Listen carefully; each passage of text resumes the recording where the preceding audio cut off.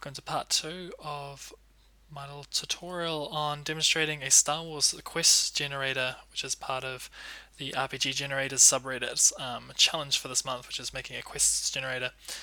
So following on from what I had before, I've fleshed it out a little bit now.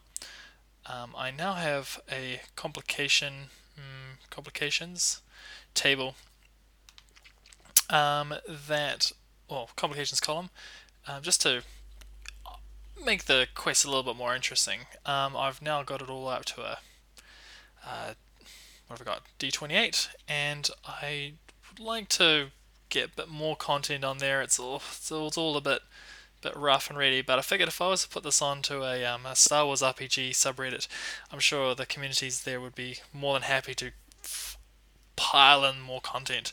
But for the time being, this makes for a good tutorial, so I just want to demonstrate a couple of things that I've added. First of all, you may notice this fantastic pink color.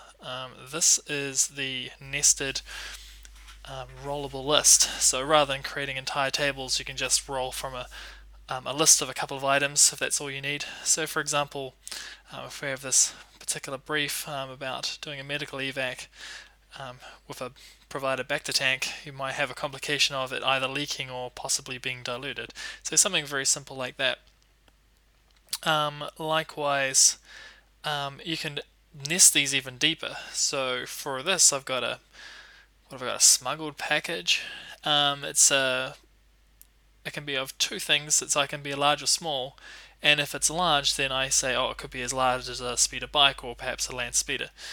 So you can nest those, making them very, very complicated. Of course, you end up with a lot of curly braces, so if you really like the Lisp programming language, by all means, pile in the curly braces. And likewise, it's just a great way to just get way more random results for very little effort. I've also made this chart public now, so you can check it out. This is the URL, 99009, in case it gets buried by all the new content that's being added to the site lately. The other thing that I've got is, if you can see from the test roll, I've done a bit more formatting. So I've got making use of the Markdown language. It's not really a language. Templating display rules for rendering headers. So in order to do something like that, making use of what is a variable in Chartopia. So you can set, unfortunately, you have to have a bit of domain knowledge because we're missing a few macros such as metadata. But let's say I know that I've got 28 rows in this table. I can save a row between 1 and 28. Say it's linear probability, and I can use this to say, okay, I'm going to roll on the first column of the chart and pull out a particular row and just display that.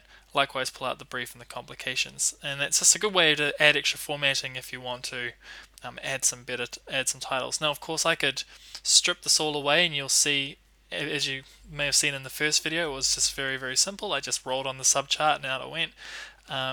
This just allows you to do a little bit more creative stuff. So I might expand on that later in a subsequent video, but as you can see, that looks pretty good. And that's about it. So let's see how we go on the subreddit. Maybe I can get that thing way beyond the 28 mark.